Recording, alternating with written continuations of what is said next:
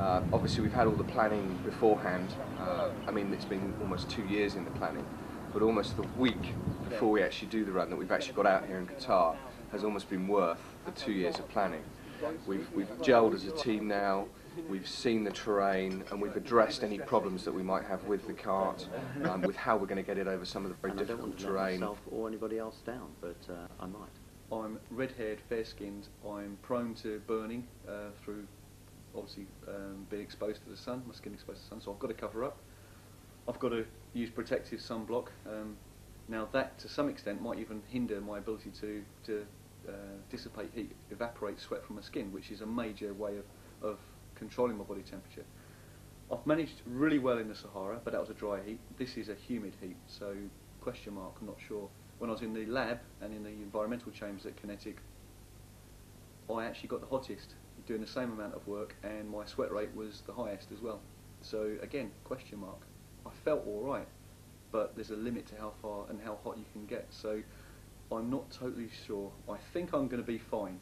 Big concern, it's been the hottest day so far since we've been here, and that's right at the very start, and the first 12 miles are going to be a nightmare, you know, the sand dunes and soft sand. We've got heaviest carts, it's tough.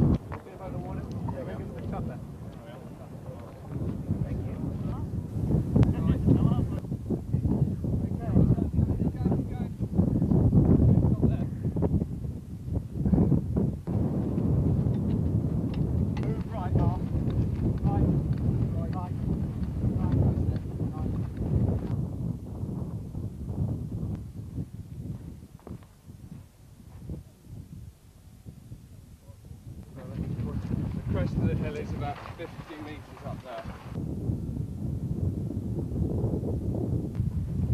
The good news, one of the carts is broken. We've had to take the handles off here, the handles sheared completely. It broke in half and we wrapped it up, broke again and came off completely, and in fact went into Steve's stomach and has left a large welt across his stomach, which was quite painful, I think. So we're adapting, we're improvising, and we're overcoming. You've obviously worked out a strategy. What is that strategy? I think we'll be doing a 9 to 5 office job now. Well, Tuesday, what another day in the clinic. This is much more fun. You go to the clinic every Tuesday? Is it not cleared up? An Ali G type. You feeling a bit bilious? Yeah, I guess I am.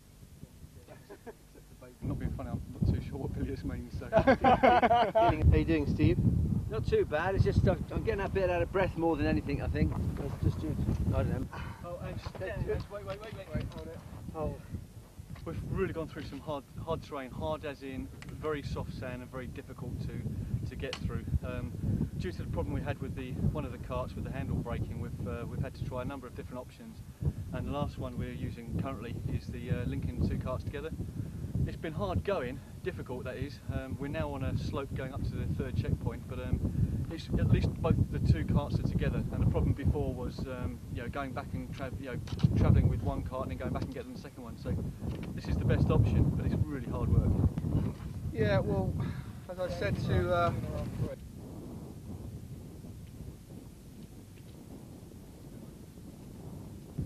so all we'll do now is we'll just do a quick change of position to bounce this checkpoint 2 kilometres, and then we carry on, and then we are heading due north from that checkpoint, and we're about 1 kilometre away from the inland sea.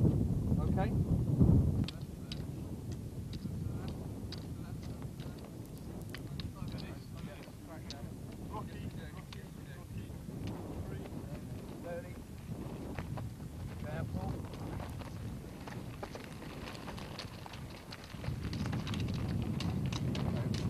It does pull your arms on your hand. You know, you need them gloves on anyway. You know, when you're really graunchy. I'm just that he just chuffed it's holding up.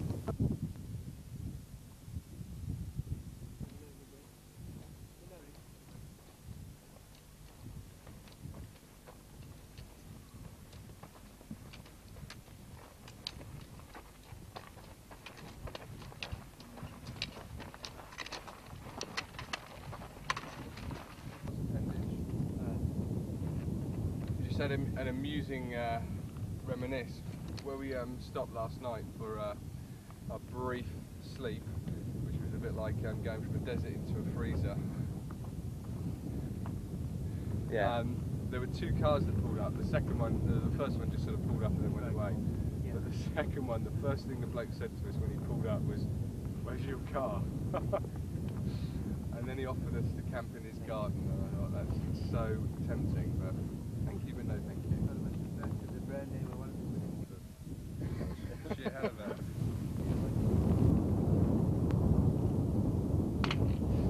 Rene, I want you to compare your mental state between today, yesterday and Monday, Tuesday I mean, 3 days. Right, Monday was tough. Went into it really G'd up for it, but you know didn't quite expect what happened. With the cars breaking and everything, and how hard it actually was. So a bit demoralised, but as a team we all picked each other up, so that was good. Yes, and also suffered a little bit in terms of the heat. I felt a little bit nauseous and everything, so I wasn't on my happiest. Then the next day actually picked up a bit, but didn't have much sleep, so fatigue was a big problem. So I'm walking along sort of like almost falling asleep, which is not good. And today it's been actually bouts mostly pretty good actually, but I'm just starting to feel. I think I've sunburned the back of my knees, even though P20 was applied. So there you go. That's one thing that it tells me. So when you just go from hot into cold, you just feel really tired. And we're just about to, but we're optimistic though, because we're now in a stage where we actually can see the light at the end of the tunnel, when there was a doubt early on in that, and none of us were trying to admit that to each other. It's good, basically. That's the plan. Okay, this is the end of the second section of the 10 times 3 kilometre under the pylon section towards the end, and they've completed that in about 35 minutes, which is almost half the time of the first section, so they've made up really good time. So it's world record pace then? No one else has betted it with... No, that is world record pace, that's it. That's it. You're setting a new world record. Excellent. Yeah, we are the champions. And we're actually in the mood to actually break that world record in the next attempt. Absolutely. We all have low points at different times. Very manageable. I hope what I'm doing below is out of shot. Said what he's doing is very manageable. That's what I've heard. That's less than half a marathon. Yeah. On a good day. Downhill. 10:19.